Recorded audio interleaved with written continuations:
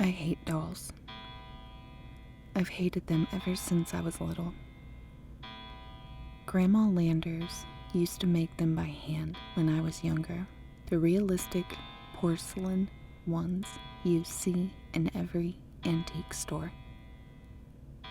They were so lifelike sometimes, but what really gave me chills was their cold, blank, lifeless eyes that always seemed to watch you no matter where you moved to. Tonight, however, I couldn't escape their soul-stealing gaze.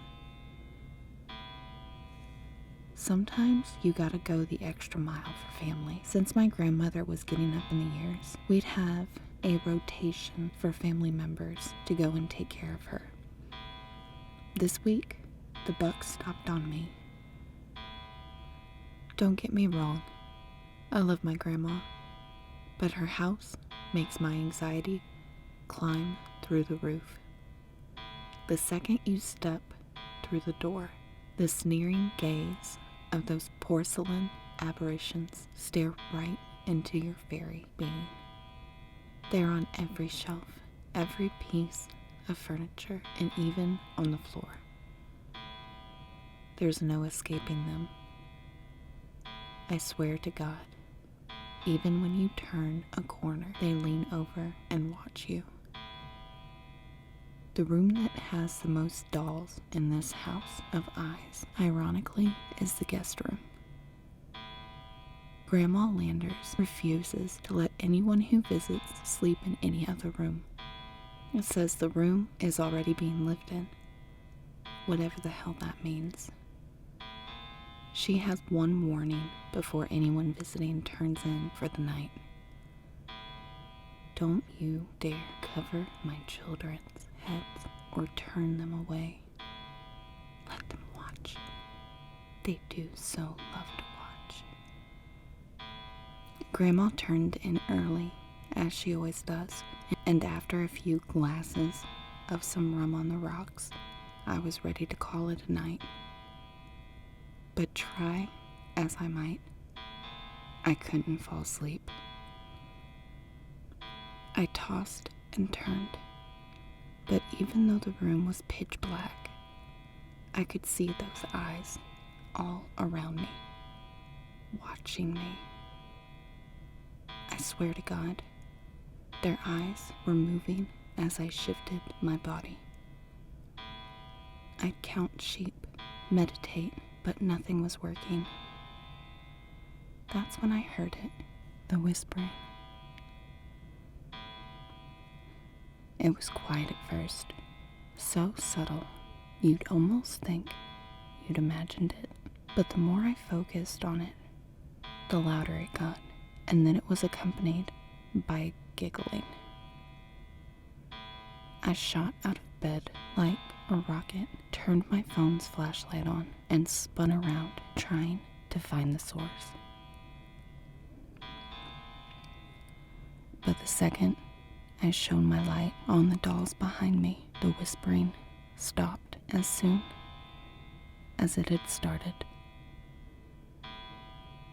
I tried to collect myself as I fought through the panic attack I had flown into. My heart rate through the roof, my body clammy and drenched in sweat, my breathing labored. If I wasn't careful, I'd start hyperventilating. I had to watch myself. I was just imagining things. There was no whispering and no giggling. I just had a bad dream, and it carried into my half-asleep state. At least, that's what I told myself. But there was no doubt these dolls scared me shitless. If I wanted to get any sleep, I had to turn them away from me. After all, this setup they were literally on every shelf surrounding the tiny twin bed I was laying on. The one made to look like Jesus, which I remember had a very blank gaze as a child, looked straight at me with what I swear was malice. There's no way I'm losing my mind, but I couldn't take it anymore. but I flipped the light switch on, gathered up the dolls in the room, and shoved them into the tiny closet, which wouldn't close all the way. Fuck it, I thought to myself, and shut the closet door as hard as I could, which was met with the shattering of at least one part of a doll. Shit. I opened the closet and saw it was not one, but 2 girl dolls that broke. Identical ones, too. Their eyes looked at me with what seemed like a mixture of anger and betrayal, but it was only my exhaustion telling me that. I knew if my grandma found out, she would be furious, but at this point, I just wanted to sleep. I pushed my suitcase against the door for my own sake of mind, wrapped myself in the scratchy wool comforter, and slowly fell asleep. I woke up to the sound of a blood-curdling scream. Was Grandma okay? I had to check. I stumbled out of bed, only to scream in pain as something incredibly sharp went up the bottom of my foot. I crawled over to the door to flip the light switch, only to sharply inhale once I saw what was on the floor. It was those twin dolls I had accidentally broken in the closet. How had they gotten over here? I knew for sure I shut the closet door. The pain had started to get worse in my foot, but I had to check on Grandma Landers and make sure she was okay. But when I turned around, I saw them. All the dolls I had thrown in the closet. They were sitting right there on the dresser in front of the mirror, looking straight at me. Not at the bed, but at me against the door. Their eyes were cold, shining bright and full of anger. Their usual cherry red painted smiles were replaced by sneers, and I swear some of them were showing teeth. But what really caught my attention was the mirror behind them. My first thought was, there's no way that's blood. And then I saw the message.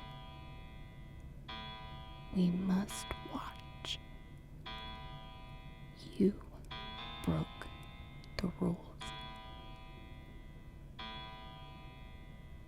We? The dolls? What rules? What the fuck is going on here? I had no idea what was happening. Only 2 things were clear to me in that moment. I was terrified and in pain and had to make sure my grandma was fine. I pulled myself up on the door handle, my foot screaming in agony as my blood stained the white carpet.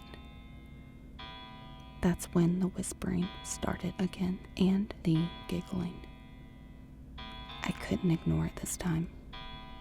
I looked over to the dolls, and to my horror, they started to move. Shaking at first, but standing up slowly as their movements, much like a poorly made stop-motion film. I couldn't tear my eyes away, and I felt something brush my leg. I looked down and saw one of the broken arms of the twin dolls grabbing onto my ankle. Their decapitated heads by the bed started to snicker. The giggling got louder, and with every fiber in my being, I broke free of the spell the dolls had on me, ripped the door open, and hobbled up the stairs at the end of the hallway. I had to make sure she was all right. I got to the top of the stairs, the pain in my foot overwhelming me so much I finally crumbled to the floor. I banged my fist on the door. Grandma, are you okay? What happened? There was no response, and in a panic, my heart shot straight up my throat. The childish giggling of the dolls got louder behind me, and as I whipped my head around, I could see their tiny bodies slowly climbing up the stairs. I had to hurry. I reached up, twisted the door handle. Thank God it was unlocked, and pushed the door open. With all of my strength, I crawled into the room as fast as I could, but not before one of the dolls got to the top of the stairs, laughing, and wobbled towards me as fast as its tiny porcelain legs would carry it. I kicked it into the door frame and slammed the door as hard as I could against it, shattering its glass body. As I did so, a scream enveloped the house like a wounded animal, but with something that sounded far too human for my comfort. By this time, the rest of the dolls had made it to the top of the stairs and began to bang on the closed door. Some of them were reaching their tiny hands underneath in an attempt to grab whatever they could. I pulled myself over to my grandma's bed, grabbed her arm and shook it, only to reel in shock. Her small frame was frozen still, her hands gnarled and in the position as if she was defending herself against something. Her throat was cut, the blood soaking the white satin sheets, and it was only now that I heard it dripping on the hardwood floor beneath. But the most horrifying part of all was her face. Her mouth was open in a silent scream, and her eyes were gone. It looked as if they had been ripped right out. I spun into a panic attack again and began to see flashing lights, my heart threatening to pound straight out of my chest. My head dizzy, and I fell down to the floor, about to pass out. That's when I saw it. The doll. I've seen plenty of dolls in this accursed house, but this one shocked me despite all that was going on. It was so lifelike. It sat in a rocking chair the size of a young child, bathing in the moonlight by the window. Its porcelain skin gleamed bright, its long, human-like hair, the color of a raven, draped down around its shoulders to the seat. It wore a dress of white, but the purity of the color was ruined by the red stains that the front of the dress adored. I saw the cold blue lips and turned up nose, 2 trails of red leading up to the eyes. Oh my God. They were my grandmother's eyes. The doll had her eyes, and I had no idea how or why. The sight was so horrifying, I almost forgot about the glass in my foot. I couldn't scream, I couldn't speak, I couldn't breathe. I was frozen, backed up against the door, and could feel the little monsters behind it struggling to turn the handle. That's when the doll in the chair started to giggle. And much to my horror, it started to stand. Like the little ones before this doll moved in sharp, uncoordinated motions. The legs buckled, the arms flailed, but the piercing blue eyes stayed locked on me the whole time. You have to move, I thought to myself as I tried. But try as I might, I was petrified with fear, like the prey of a spider after it's been caught in its web. Then the doll started to change. Black veins appeared all over the doll, and its body started to crack and break as pieces of glass fell to the floor. Underneath the shell of this doll was more porcelain, etched with black veins, stretching and replacing the broken pieces that fell off. Its arms and legs became spider-like, extending at least 3 times their normal size.